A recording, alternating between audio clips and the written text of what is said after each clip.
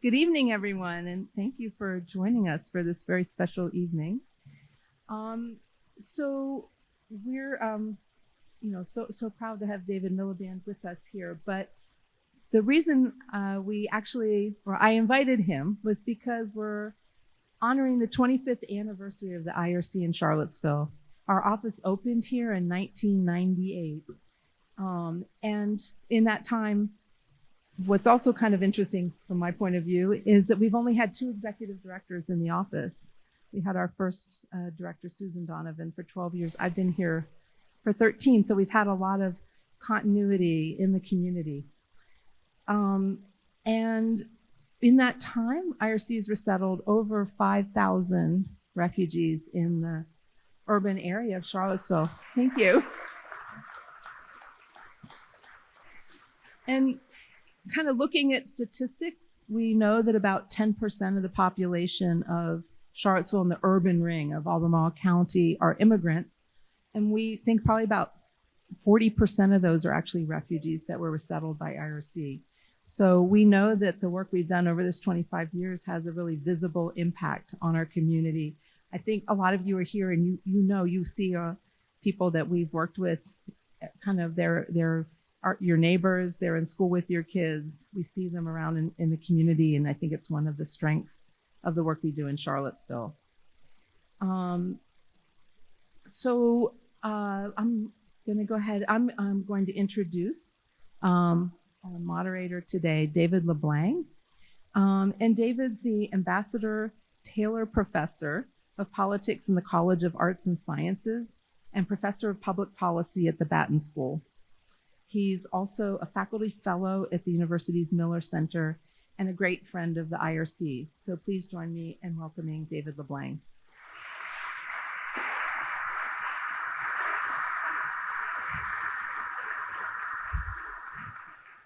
Thank you, Harriet. It is a pleasure, and I speak on behalf of the University of Virginia, it is a pleasure to partner with the IRC. We have made efforts over the last half dozen years or so to do programming that brings together town and gown, to bring together the university and the community on topics that are of mutual interest to the folks who live here in Charlottesville. And so it is always an honor and a pleasure to work with the IRC, and we're absolutely thrilled to join with the IRC in this event. So let me just give a big thanks not only to Harriet and all the work that her team has done, but to UVA Global, to the Humanitarian Collaborative at the Batten School, to the Miller Center. So this is a Miller Center event, and everything that's happening is thanks to the enormous amount of work, effort, and talent of the folks at the Miller Center, especially Christina Lopez Gutardi-Chow, who without her, none of us would be here today.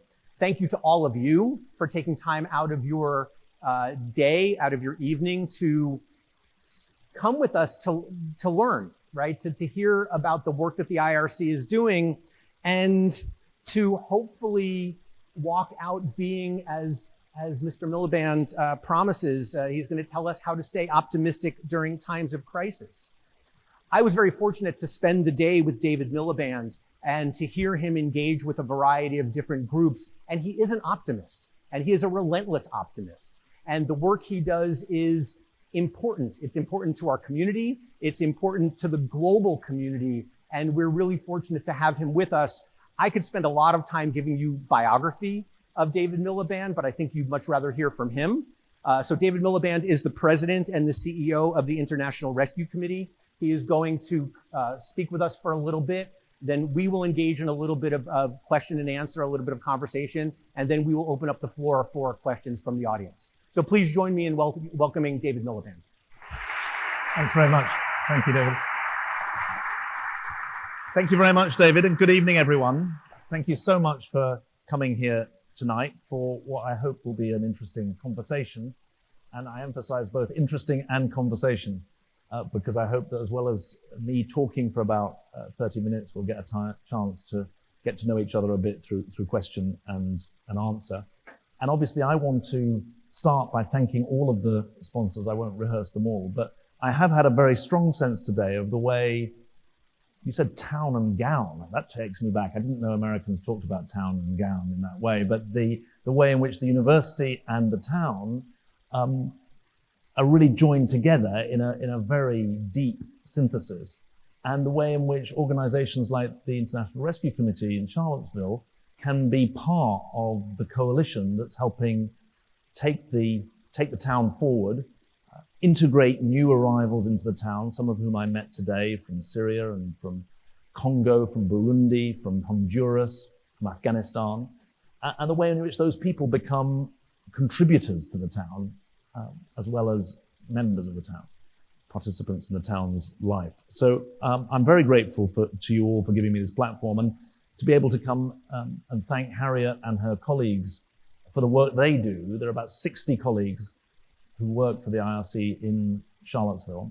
And the fact that they can say after 25 years that they've brought 5% of the population here, more or less, 4 to 5%, is pretty amazing, and speaks to dedication, professionalism, but also it speaks to optimism, actually. It speaks to optimism about the ability of people to start their lives afresh, help their kids begin life, and to become contributors. And really that's the theme that led me to my title tonight. I have to say that I couldn't have feared that my title would be as apposite as it is tonight. I'm not going to give a talk about the Middle East, but the horrific events of the last 5 days obviously weigh very strongly with me. They, I'm sure, weigh very strongly with you. And what I fear is that there is much worse to come. And certainly that's something that's on our minds at the International Rescue Committee, because we have teams in Lebanon, we have teams in Jordan, we have teams in Syria, we have teams in Iraq. We don't currently have programming in Gaza or in the West Bank or in Israel.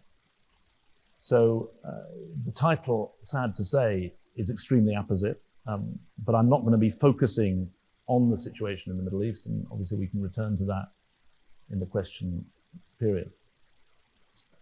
The fact that I'm talking both about Charlottesville and about the Middle East in the first 5 minutes of the talk tells you something important about the IRC. The IRC is actually unique in being both a global humanitarian aid agency and a refugee resettlement agency in the United States. And the link between those two aspects of our work is that we focus on people whose lives are shattered by conflict and disaster. And our mission, our rewritten mission in 2014, is to help people whose lives are shattered by conflict and disaster to survive, to recover, and to gain control of their lives. And we're able, because we have that focus, to develop technical expertise that I'm going to speak to tonight, a degree of experience that is comparative and historic, as well as contemporary. And I'm going to try and weave the story of the IRC with the story of global trends around crisis today. So there are 3 parts to the talk that I'm going to give over the next 25 minutes or so. The first is to talk about this age of crisis. What am I talking about? Is that just a bit of rhetoric, or how do we narrow the focus?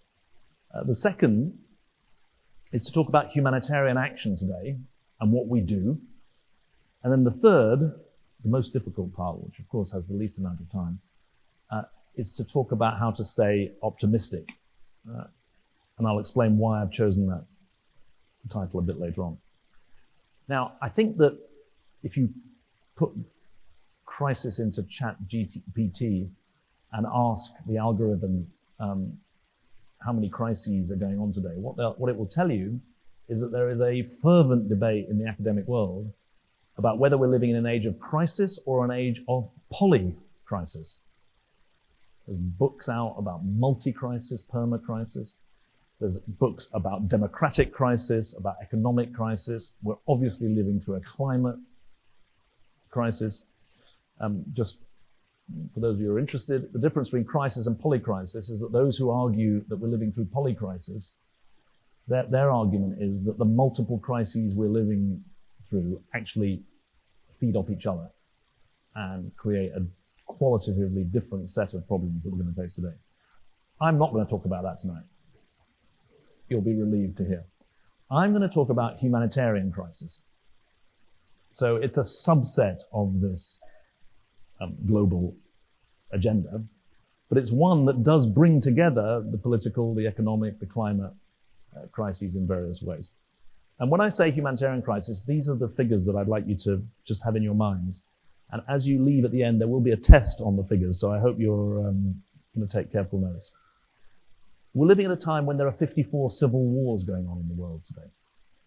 It doesn't include the war in Ukraine, but and it's actually figures that came out before last weekend. We're living at a time when there are 110 million people around the world, 1 in 74 of the world's population, who have been forced by their homes by conflict or disaster.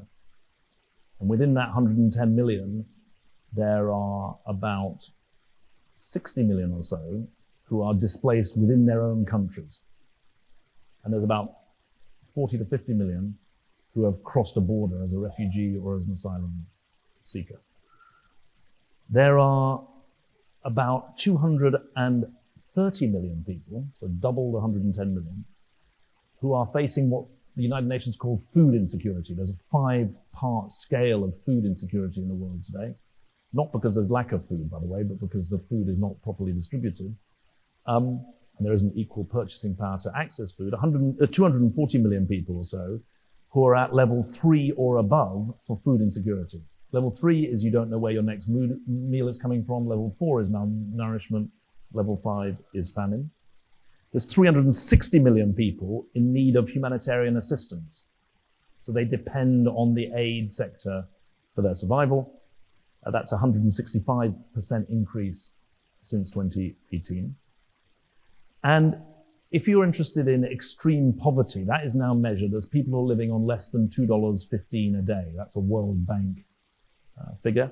There's 630 million people living in extreme poverty today.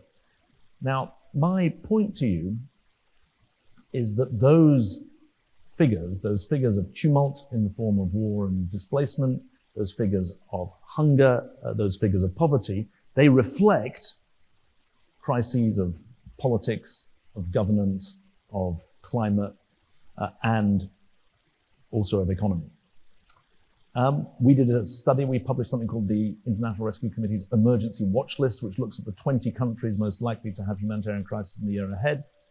And if you look at last December's edition, we said that more or less 70% of humanitarian need was caused by conflict, some of which has a climate dimension. 30% was climate and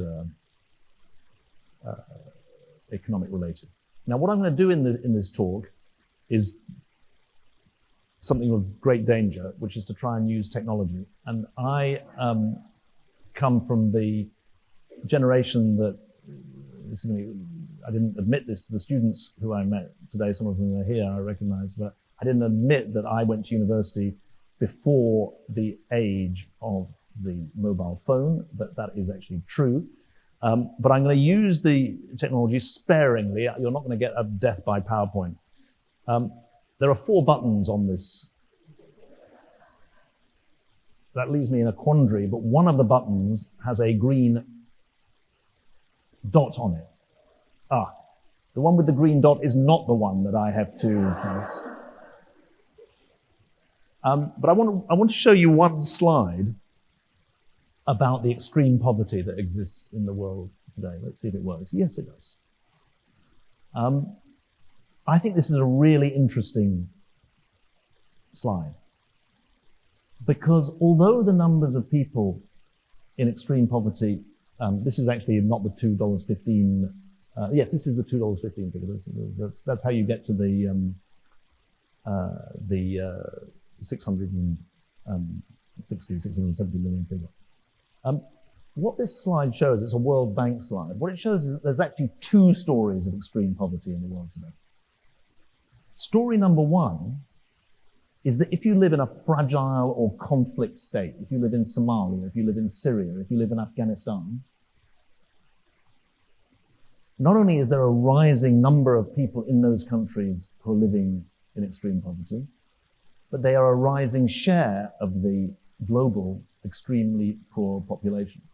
Because the second story that you can see is that in stable settings, the number of people in extreme poverty is falling quite dramatically. Now, China is a big part of that story. 500-600 million people in China have been taken out of extreme poverty in the last 30 years. But what I want you to take away from this is that what we're seeing is a story of extreme poverty that is increasingly concentrated in fragile and conflict states. In other words, the kind of places that the International Rescue Committee works in. We work in 35 countries.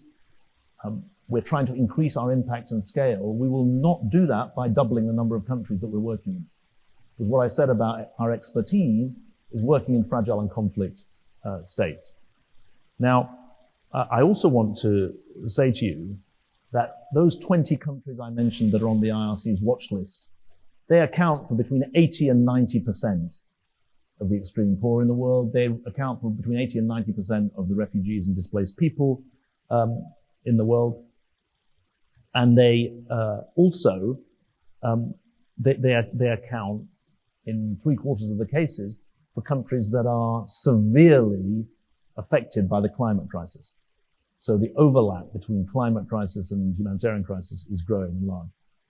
So, fragile and conflict states I want you to think about. Now, the next slide I want to show is about what's happening to the humanitarian aid sector. How are we doing in meeting those changing needs? This is quite a complicated slide, so I just want to pick out a couple of things. The red line shows you the level of need. The green line shows you the gap in funding between what's needed and what's available. Total humanitarian funding is the green line. Total humanitarian funding requirement, which is independently assessed by the United Nations, is the red line.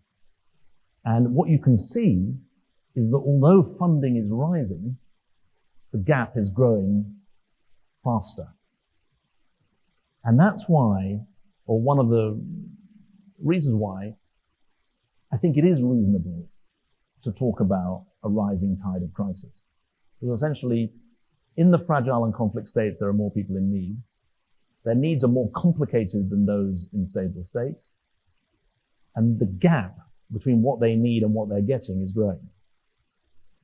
So I said I wanted to start by talking about the nature of the crisis. And I want you to try and accept that we're living, or that the people I'm talking about are living in an age of crisis. And it's a crisis that's compounded by the fact that the response to that crisis is decreasingly adequate to the scale of the need. Now, the third slide, before I have a break in the slides, is about how the humanitarian sector tries to meet those needs. And those are needs for survival, for recovery of women from violence, for basic education. Let's see if this one works.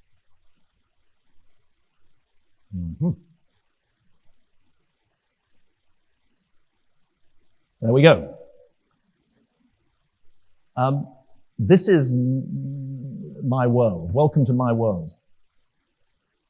I'm not going to go through every bubble here, but there's obviously a couple of important takeaways. The first is the affected communities are our clients are in the middle of this diagram, not just as a bit of rhetoric, but because I want them to be the center of the story. This is the world that they see around them. And these are people who are refugees from Syria in Jordan. They're people who are refugees from Sudan in South Sudan. They're people trapped in Afghanistan.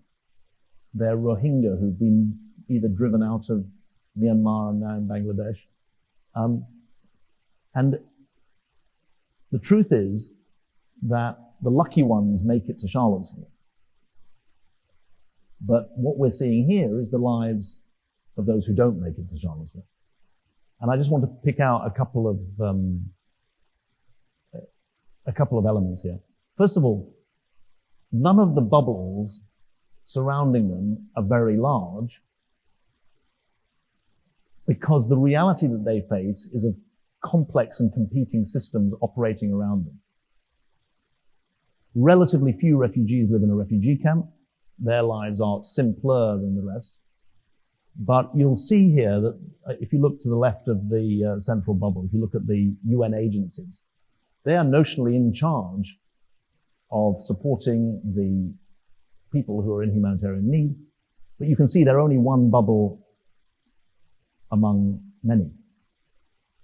If you look at 6 o'clock below the affected communities, international non-governmental organizations, that's the International Rescue Committee, amongst others. We also find this slide useful because it emphasizes the range of non-governmental actors that are important in the lives of the people that we're trying to serve, including diaspora groups around the world. And the truth is that this is a competing set of systems, not a single system.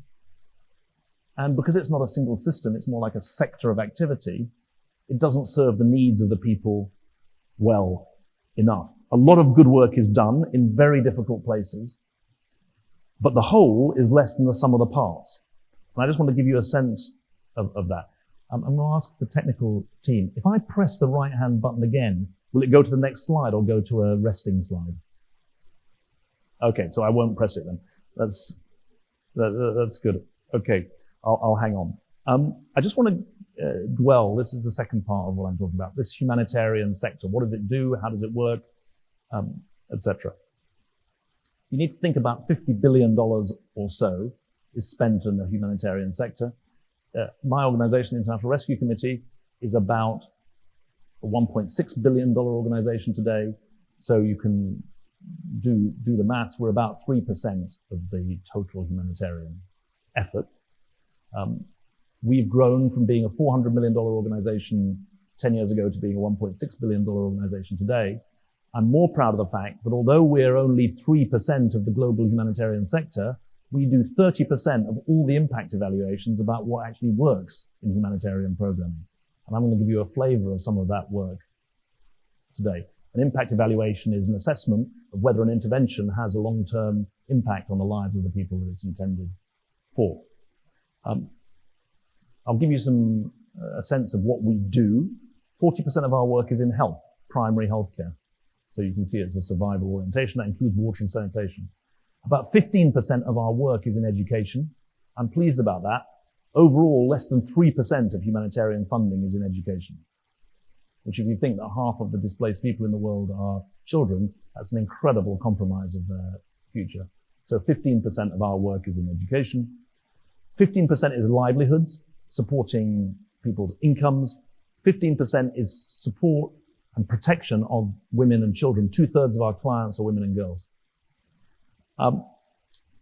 As I said, we're also the leading impact evaluation agency. We have about 110 people in our research and innovation unit because we're passionate about the fact that every dollar or euro or krona or yen that we raise needs to go as far as possible in having impact for the people that we're trying to serve.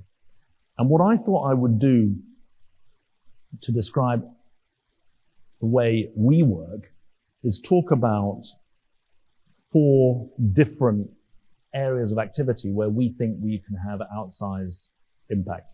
The first is going to be about malnutrition. The second is about information provision in the digital age. The third is about early childhood development, so education. And the fourth is about refugee resettlement here in the United States and some of the issues around asylum seeking that are in the news. So I'm going to start with malnutrition because it's the one that makes me most angry, but it's also the one where we've done the most amazing work. Have in mind that about 45 million under 5-year-old kids in the world today are acutely malnourished. That is a figure that operates at any one time. So in the course of a year, it's anything between 100 and 200 million kids under the age of 5 who are acutely malnourished. And as the famous scholar Amartya Sen said on the first line of his book about famine in 1981, famines are not caused by lack of food, they're caused by lack of access to buy food, or lack of ability to buy food. Of the 45 million kids who are acutely malnourished, about 20 million are in the fragile and conflict states that I talked about. The reason it's not more is that India still has a very big acute malnutrition problem. 80% of the acutely malnourished kids get no help at all at the moment, because the system for addressing their malnutrition is too complicated. It's too much based on getting kids to medical centers for 6 weeks running.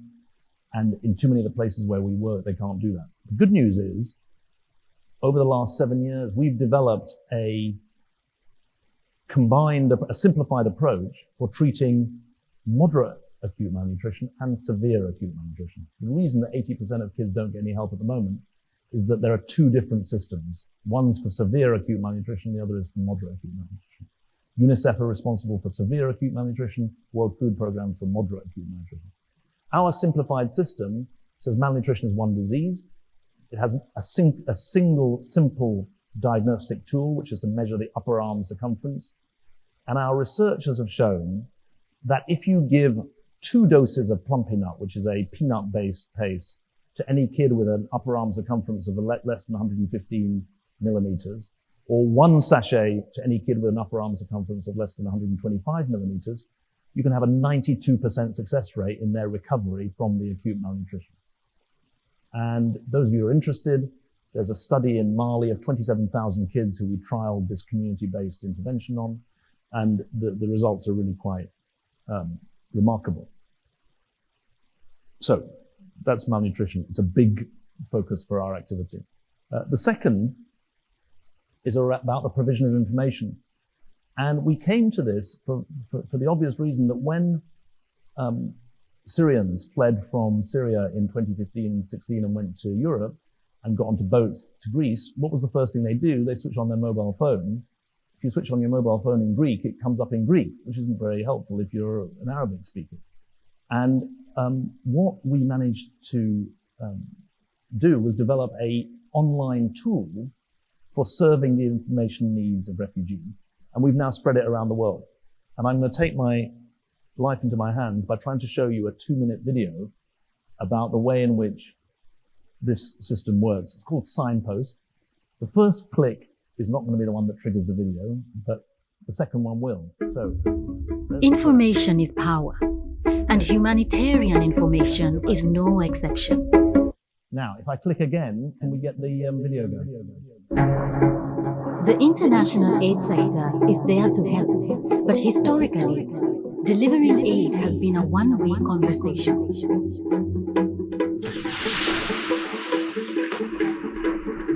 People fleeing crises often arrive in a new country where they don't speak the language and have to navigate a complex web of bureaucratic information that wasn't created with them in mind.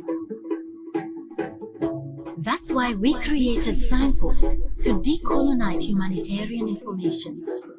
We meet clients on the platforms they already use to have two-way conversations in the languages they speak.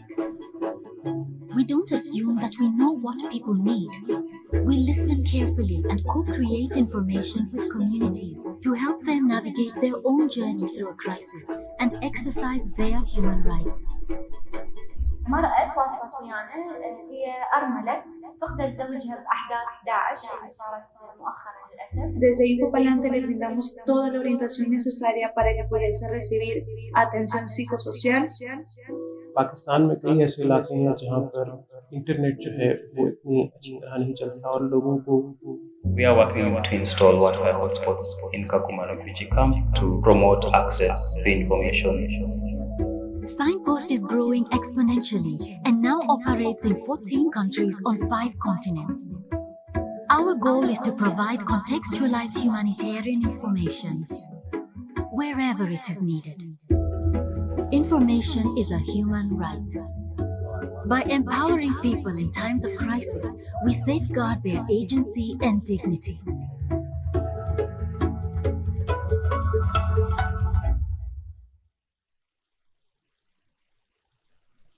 So that's Signpost. And there's two or three things that are interesting about it, I think. One is, the latest figures are that we've reached 70 million people through Signpost in the 14 countries that you've seen there. Second thing, we've got an expansion plan to reach 10 more countries over the next 3 years. Thirdly, and I think this is in a way, the most interesting thing. If you'd said to me 10 years ago, let's build an information system for refugees, I think my instinct would have been to have tried to build a single system. The beauty of this, I hope you got a sense, even if you're sitting at the back, we deliver different instances of Signpost in different contexts. So in Jordan, it's different from El Salvador is different from Greece. And so we'll have, in those 14 countries, you've got 14 different instances of Signpost. I also want to relay to you that one of the beauties of it, is it okay on the, all okay? Yep. That one of the beauties of it is that it's run by refugees we employ who, in the most advanced form of it, are able to offer real-time information. If you're a woman on the run in northern El Salvador from a gang, and you can say, where can I find somewhere safe? Someone will answer, and there'll have been a previous woman on the run in northern El Salvador. So it's got a real sense of people helping each other, which I think is really important. Third example of what we do. Let's see if it goes on to the next one. Great. The Arabic on the top left says Alan Simsim, which is welcome sesame. And you may recognize my little friend here from Sesame Street. In 2016, Sesame Workshop, which is the charitable arm of Sesame Street program, and the International Rescue Committee bid to win the first MacArthur Prize for a $100 million investment in social change. And out of the 8,900 or so applicants, to cut a long story short, we won.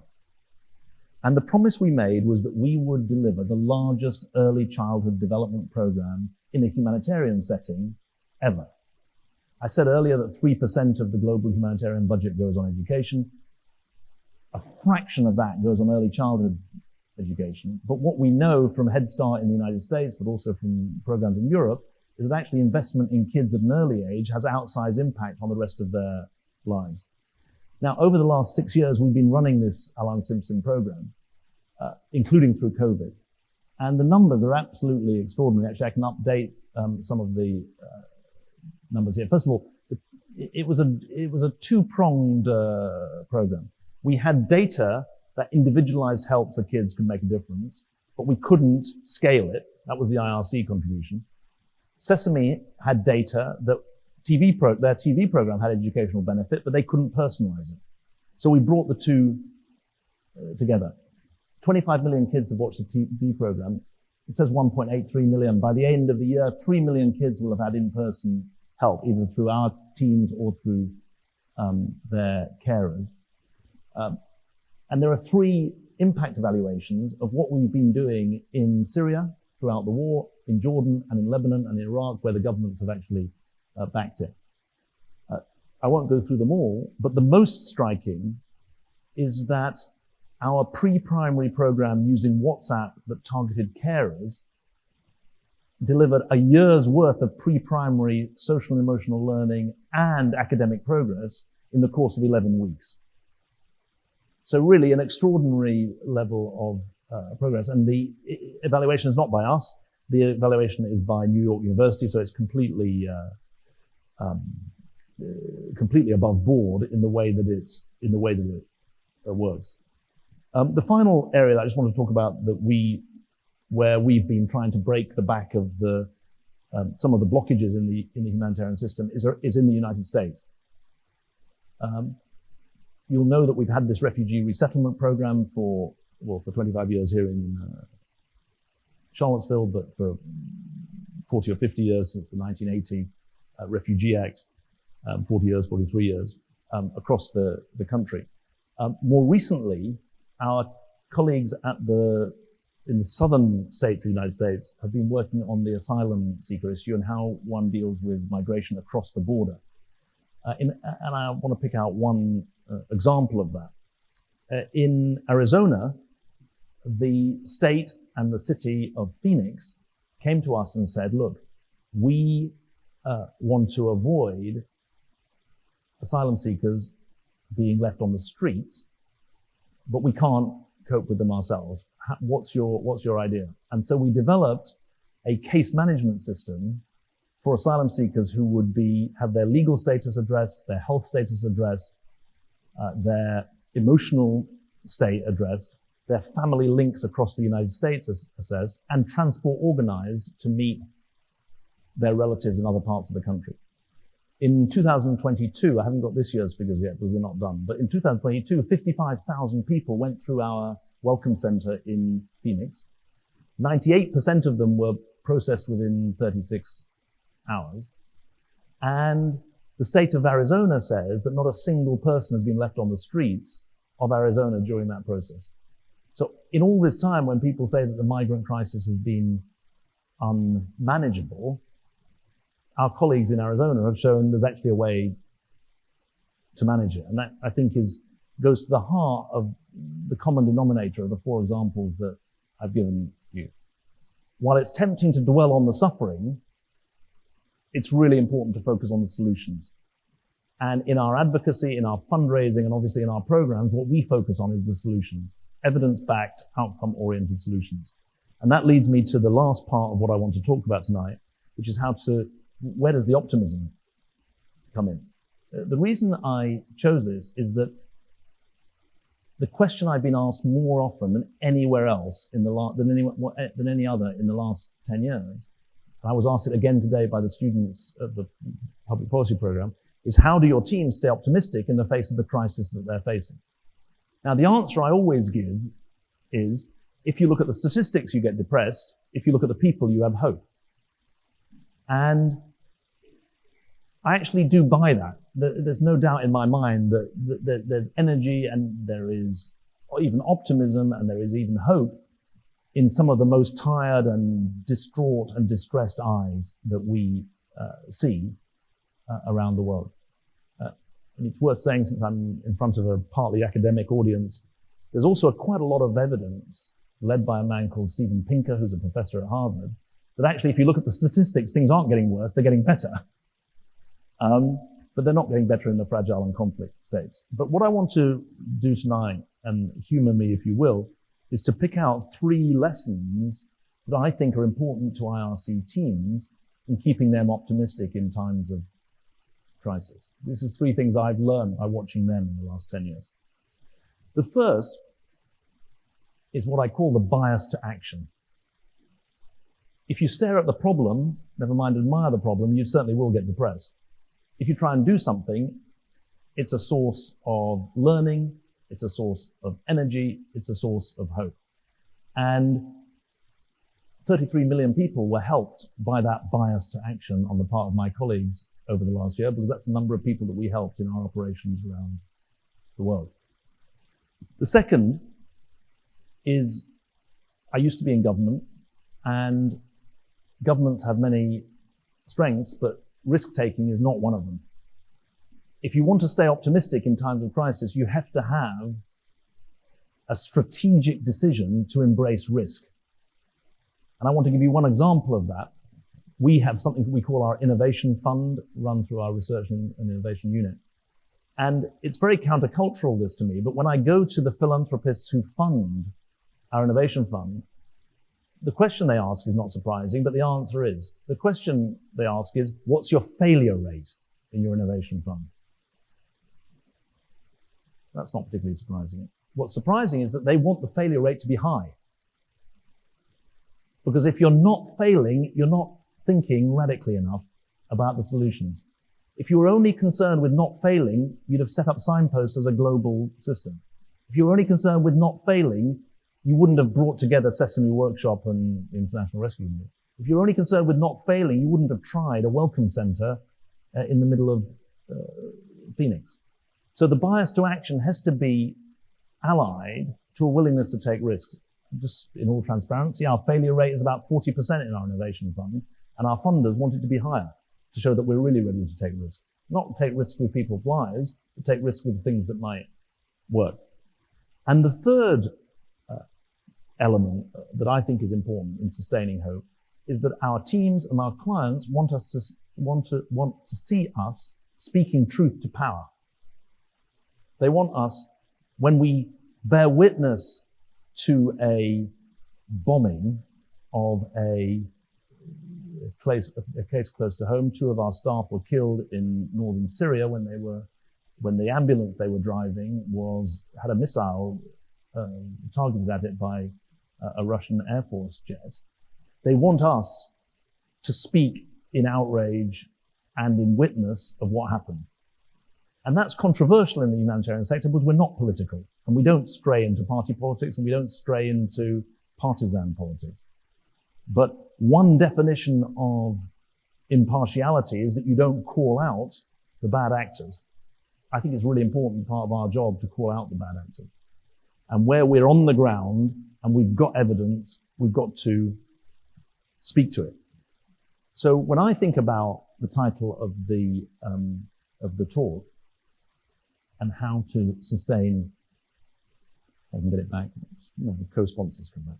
If I think about the title of the talk and how to support and sponsor and develop optimism in times of crisis, I think about a bias to action. I think about a willingness to take risks, and I think about a duty to speak truth to power. Let me just finish on the following note. I think I've gone on slightly longer than the 30 minutes I promised. I'm sorry, David. In my experience, big change happens when 3 things come together: government leadership, business and NGO innovation, and mass mobilization. But what I've learned is they don't always come in that order. And we're living at a time when governments around the world are actually retreating from big problems. They're not marching to find big solutions.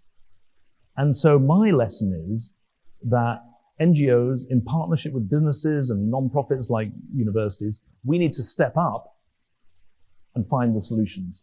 And that's what defines the work of the IRC today. That's actually what defines the lifeblood of optimism and hope. And it's what makes our jobs worth doing, because we can see the benefits. So I hope I've given you an insight into that tonight. I hope I've given you some provocation. I hope you remember the statistics, and I very much look forward to your questions. Thanks very much indeed.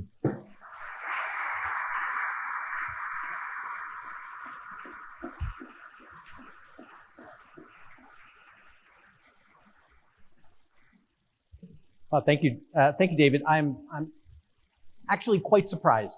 All right, because when you began, I thought there's no way I'm going to be optimistic at the end of this talk. Right? There's no way. How are we going to begin by talking about what's happened over the last 5 days, and then me come up here and ask some questions in a way that's really optimistic? And so I really love the frame of talking about a bias to action, and especially a willingness to take risk in a university town and in a place that is committed to seeking knowledge and to educating one another. The idea of a willingness to take risk is something I think it's good for you to remind us of, and it's something that university, town and gown, public and private can work together on. I have a few questions, and we will take questions from the audience. And if you're online, please submit your questions online, and we will address them as we can.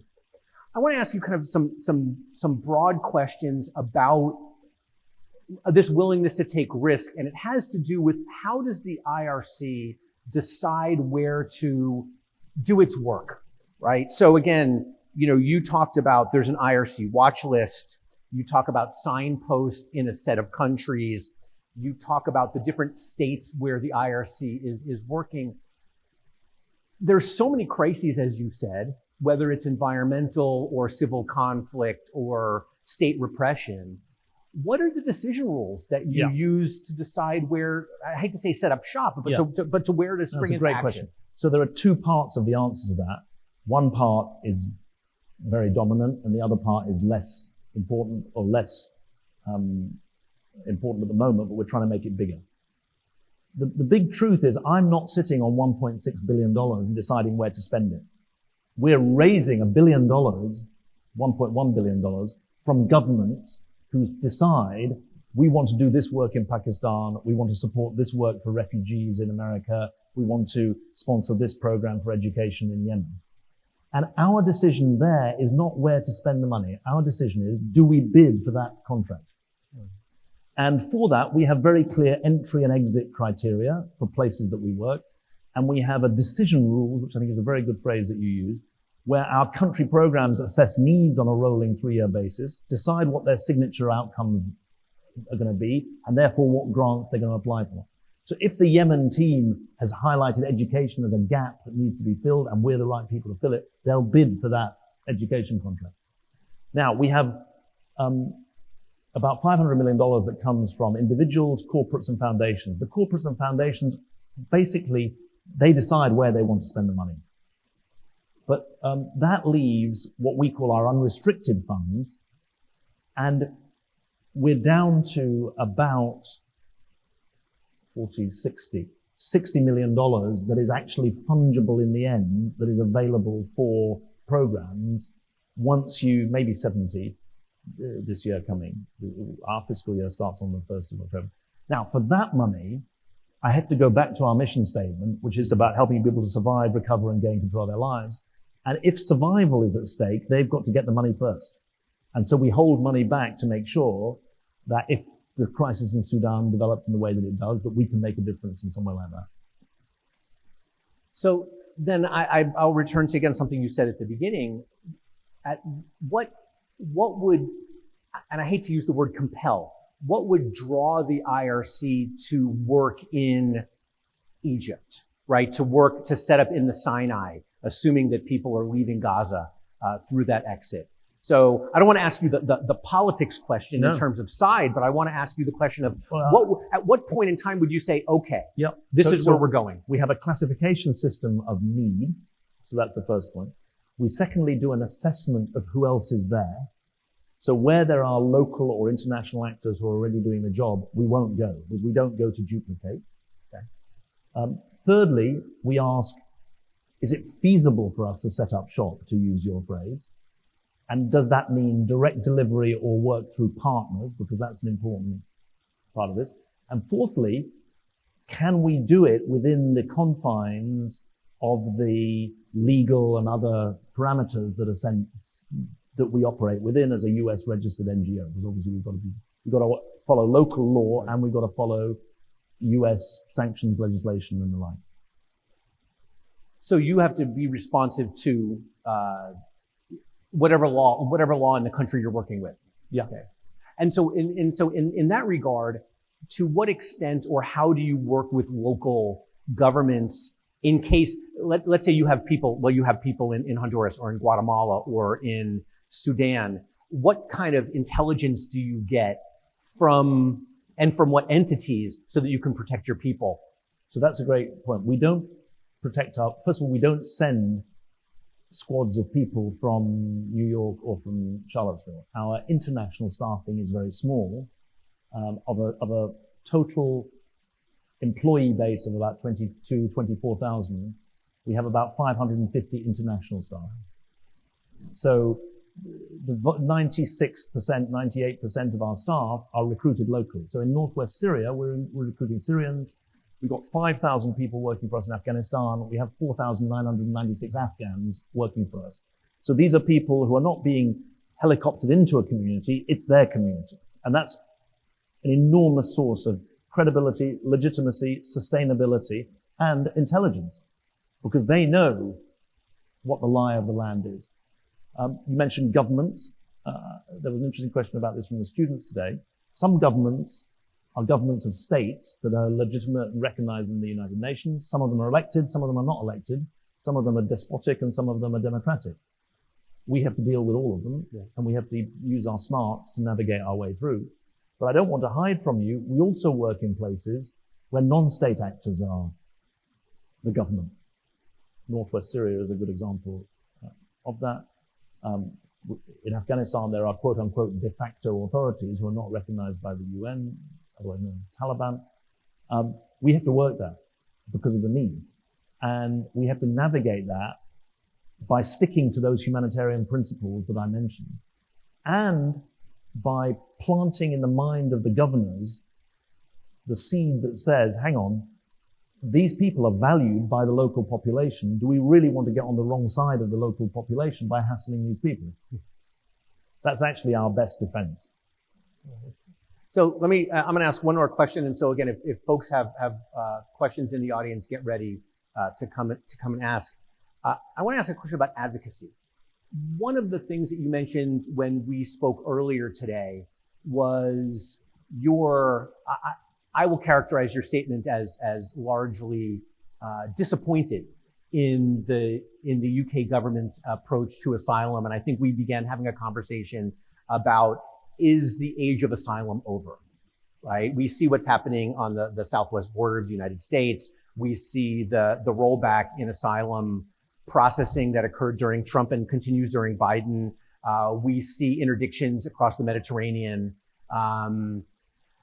So can you talk about both what you see from your perspective in terms of the asylum regime that had been in place since 1949, and then what role does the IRC and other NGOs play in trying to support an asylum regime? Well, first of all, I think there's a substance part of the question and there's an advocacy part of the question. Yeah. The 1951 Refugee Act, or United Nations Conventional Refugees, established for European refugees the right not to be sent back to danger. That was then made global in 1967. It was put into US law in 1980. And it says that anyone who claims asylum can't be sent back into danger without due process or can never be sent back into danger, and they're allowed due process to establish whether or not they are in danger. The regime, as you call it, is not static because it's been interpreted by states and by courts over the last 70 years. And so to give you one, I think, really interesting example, 50 years ago, a woman on the run from El Salvador would not have been considered an asylum case. Now she is. And I think that's right because she's not safe if she goes back. Now, so the substance has changed. It's also changed that there's much more economic migration, and there's many more gray areas between people who are fleeing for their lives and people who are fleeing for a better life. Climate change is only going to exacerbate that. It's going to blur the distinction between someone who's, if you're on the Marshall Islands, you can say I'm fleeing for my life. But for most people, there's going to be a grayer area between fleeing for your life and fleeing for a better life. So there are difficult substantive issues. There's then an advocacy question. I still believe that it is possible for rich states to process asylum claims and decide who meets the test, who doesn't meet the test, to integrate those who do meet the test and to send back those who don't. Now, at the moment, that is under severe strain. In the United States, it takes 18 months to get a work permit and 5 years to get your case heard if you're claiming asylum. In Germany, in 2015-16, they had 1.5 million asylum seekers. It took them 6 to 9 weeks to process a claim. Delayed justice is no justice. Delayed justice is a disaster in this area. But I don't believe the argument that it's impossible to process the claims. One reason, by the way, that it's possible to process claims is that most people seeking asylum are not in rich countries. 80% of the world's refugees are in poor countries, not in rich countries. It's probably 75% now, because of 5 million Ukrainian refugees have gone to Europe, and Europe is obviously rich. Europe's actually welcomed them.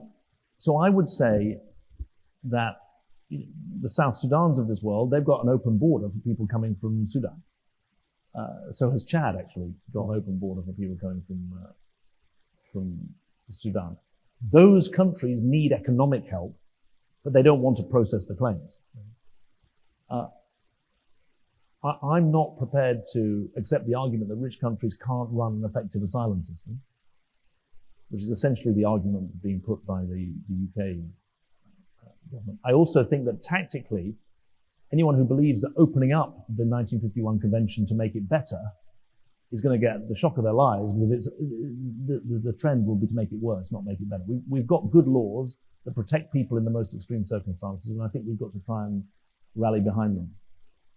Is it so? If you think we're not going to, again, if we go back to 1951 and we use the language, right? We take the language from the convention, which is well-founded fear, right? Your suggestion then is that we're going to ratchet down what constitutes well-founded or fear part of this. I mean, look, the language is very old-fashioned. Well-founded fear of persecution, and you could say, well, that's designed for the Cold War, right? It's not designed for a civil war in Syria or a civil war in Somalia.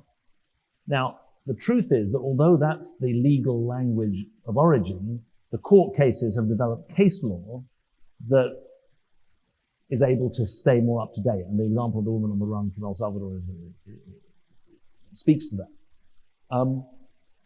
My point is that should be the case. If you have a well-founded fear for your life, you shouldn't be sent back to where you came from.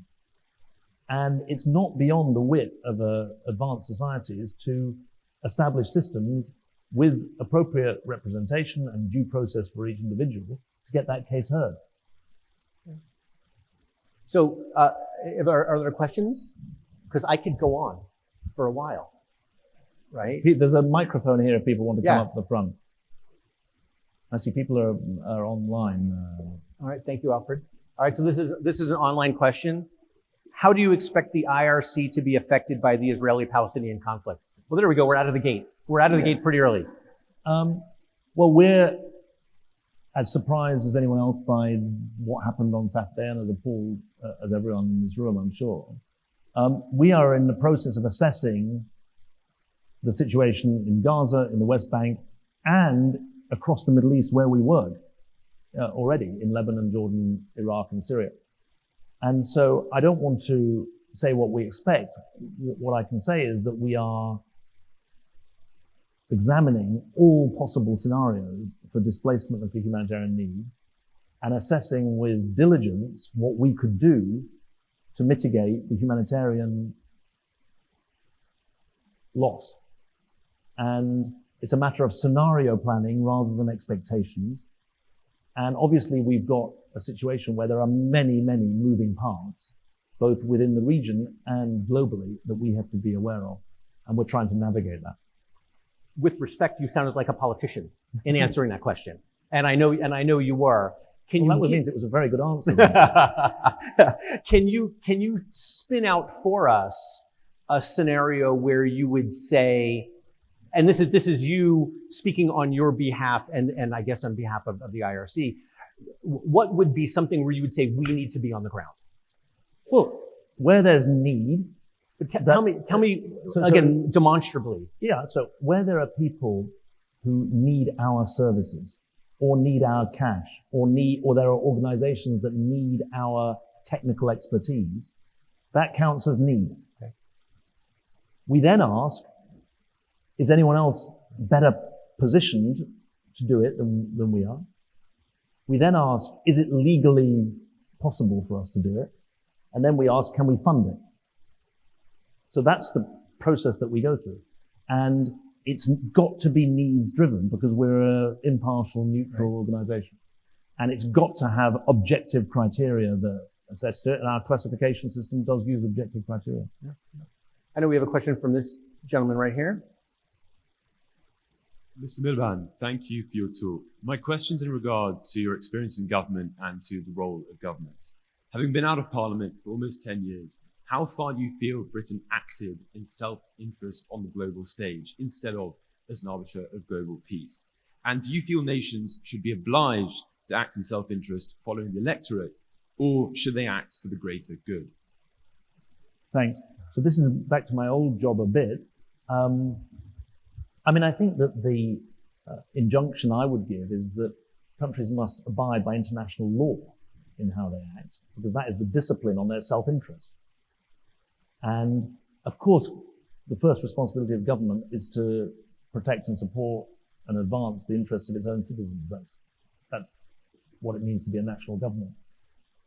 I would argue that countries have waxed and waned in the extent to which they've had strategic intelligence about the impact of their actions abroad for their interests at home. And the debate in America is different than the debate in the UK. You're a superpower, the UK is not a superpower. It's a different global perspective. But at its best, I would say that the US has shown strategic insight in the way that it's led globally since the Second World War. And at its best, the UK has as well, but in a different role. Now, we're not always at our best. That didn't sound like the end of the statement. There's somebody had a hand up back here. If you would come up to the mic, please.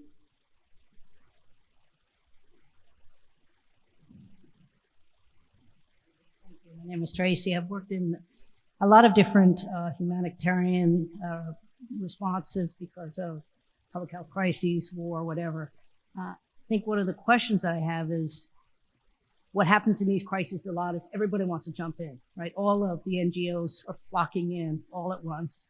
There's not great coordination of efforts, and consequently, not always gets a lot done that is helpful. The second problem is when another crisis occurs, everybody's bugging out. What happens to sustainability? So I guess my question is really, how do you prevent those things from happening where a crisis occurs, all the NGOs flock in, nobody really is coordinating the efforts, and then people leave without leaving something behind in that particular area? So that's a really great question. Let me just address it directly. First of all, I've learned a few things over the last 10 years. One of the things I've been most impressed by is local coordination. Actually, the global coordination, as you saw from the spaghetti diagram, is not great. But local coordination is pretty good. It's organized not just by place, it's organized by sector. So there's a health cluster, there's an education cluster, there's a women's protection cluster. I honestly can tell you I've never had a case where we've ended up going somewhere to do something and have fallen over another NGO doing the same thing. So the deconfliction is actually locally pretty good. It's a much bigger problem that resources are spread too thin, not that they're doubled up. Secondly, although we do respond to emergencies, we respond to emergencies from within the country, not from outside. And this has been a massive change in the last 20 years, that the countries most exposed to crisis are those already in crisis. So the Pakistan floods, we respond to the Pakistan floods not from New York, we respond from Islamabad.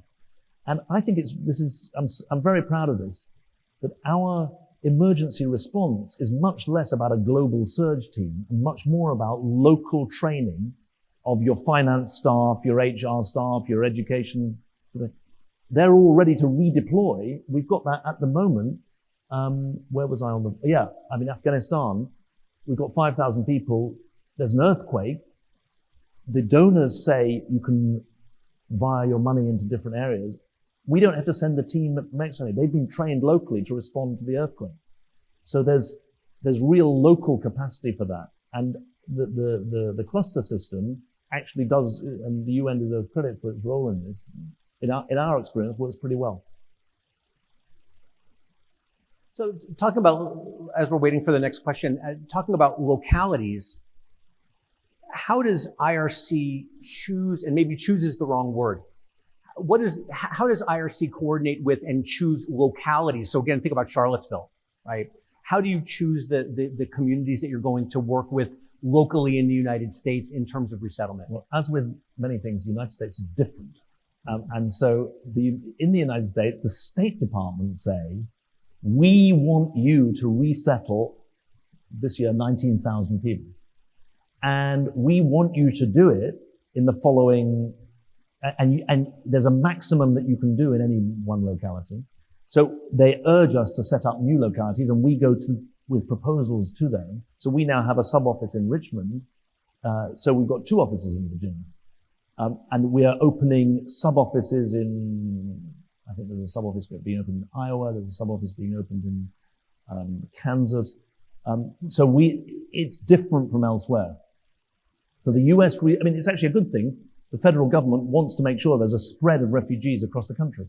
So just compare it to another country. I mean, Well, how we does it don't work? do refugee resettlement in quite the same way in any other country, because 50% of the world's resettled refugees basically come here. Yes. And so the refugee resettlement operation we've got is bigger in the US than anywhere else. The closest would be Germany, where we work in a different way in Germany. In Germany, you see, in the US, you've got this public-private partnership. You've got government and you've got the NGOs. In Germany, it's a much more state and church-run effort, state and civil society effort. And so our support there is to give technical support in two areas. One, labor market entry for refugees, and secondly, education for refugees and helping them in school. So we're supporting 1,000 schools, I think we've supported across Germany, in how to integrate Syrian refugees into their schools. I mean, that is really quite astonishing if you think about that scale.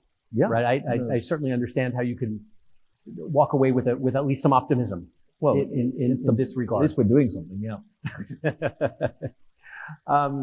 Yeah, Elizabeth. So in the past, we've resettled refugees through these, through the resettlement agencies, but I understand that there's opening up some room for sponsorship for sort of a different model. So is that something that's going to expand what we're able to do, or is it a way for the government to kind of get out of the resettlement game? Very interesting question. We're actually in favor of diversifying the roles in the refugee resettlement business. And that may seem like it's against our interest, but we think it's the right thing to do. Here's the model. In Canada, I'm now too short-sighted to see you, but in Canada, 7% of the population have been involved in resettling refugees. And it's avowedly designed to create a national movement. And now in the United States, the current administration has said that they want to support an American variant of the model. You'd never, in this country, copy exactly something from somewhere else. You don't like imports of any kind. But the administration is trying to learn from that, not in a cookie cutter approach, but in what I would call a biscuit cutter approach. In a cookie cutter approach, they are trying to learn, and so they're setting up sponsorship arrangements. Here's the thing. It's hard to resettle refugees. It's doubly hard when there are mental health and a range of other issues that people are bringing with them. It takes real professionalism, and it takes real determination and commitment to follow through when the going gets tough. And that's why we think there needs to be a combination of community sponsorship and some form of professional resettlement expertise that goes alongside. But you're right that this has been, Harriet, do you remember what it's called? The Welcome Corps is the American version of the Canadian model, and we're pro it. We think it's a good thing. Question? And then are you waiting as well? Okay. Thanks for your time today. My question, in reflecting on your concluding remarks about the power and importance of partnership, was wondering if you could reflect on the partnerships you're not seeing, but you would like to see, and that you think could be really impactful and bring more resources to bear. Partnerships to bring more resources. More resources and capacity to bear. One that especially comes to mind, given the interrelated nature of the crises, is the environmental conservation sector. Yeah. I mean, the partnerships that we're pursuing most at the moment are local partnerships in the places that we work with, especially with women-led organizations, actually, to try and tackle some of the gender inequalities that our clients face. But they're not going to bring resources, unfortunately. Those local organizations are rich in intelligence and capacity, but not in financial resources. In terms of bringing new finances, we do have I think, a real responsibility to join and align the humanitarian financing and the climate financing, which at the moment live in very separate worlds. When you think about the future of the World Bank.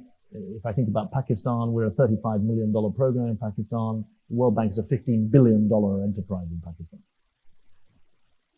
Their resources are not perceived as humanitarian, but they're often doing humanitarian good in education or women's protection, etc. And I think that when it comes to public resources, the multilateral finance system is very, very important, especially given that the climate crisis is disproportionately affecting poorer parts of the world. Now, there's also private resources, philanthropy, foundations, private sector.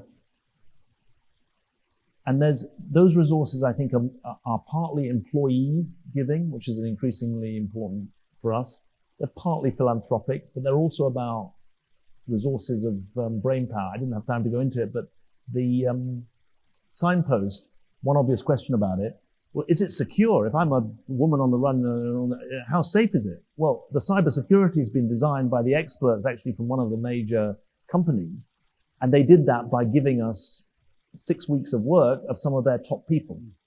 So that's actually a pretty big donation in kind that has outsized influence for us. And we've got to think what could make us a good partner for some of those private sector players. Thanks a lot for the question. All right. I'm sorry, we have this young lady over here is probably going to be our last question. Yes, and cheers to Charlottesville and the newcomers and the IRC team for the 25 years. My question kind of dovetails on a few of these.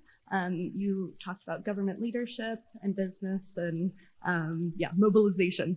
A question I have and for your insight is like, as you're doing this mobilization or what have you, like, how do you make sure that they also like understand the government, leadership or business, or is like part of that mobilization, mobilizing them to effect, or are we just, mobilizing communities as well, which is needed? So that's such an interesting question. And the basic answer is I don't know the answer to that. So I'm sorry to end. That's not a great answer to end with.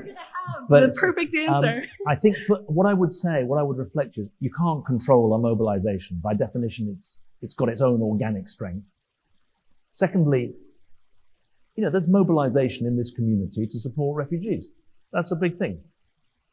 In some ways, it's a model. And mobilization feeds off itself. I've seen that even in the conversations that I've had today. Now, it was very, very interesting after the withdrawal from Afghanistan in 2021. There was a remarkable mobilization of people saying, hang on, America can be better than this. And harnessing that mobilization is very, very significant. After the invasion of Ukraine, there was a real mobilization. And what Europe did in the course of the weekend after the 24th of February was extraordinary. They offered the biggest refugee boost that's ever been offered anywhere. You can get into arguments. Would it happen if it wasn't, why Ukrainians, not Syrians? Those are all good questions. But I think that the mobilization is about seizing the moment. That's really the thing. And then building sustainable networks. Because that's, and without wishing to just blow smoke, the role of a university of standing has the capacity to do that in a way that I think is a real anchor that's very, very important. Thank you. So let me wrap up by first thanking Harriet and the IRC for partnering with us.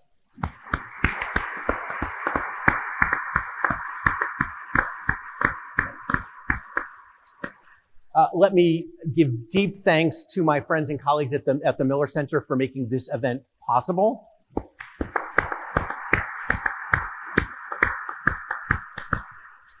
Let me thank all of you for coming out, and thank you so much, David, for spending time with us this evening. Thank you very much. Thank you.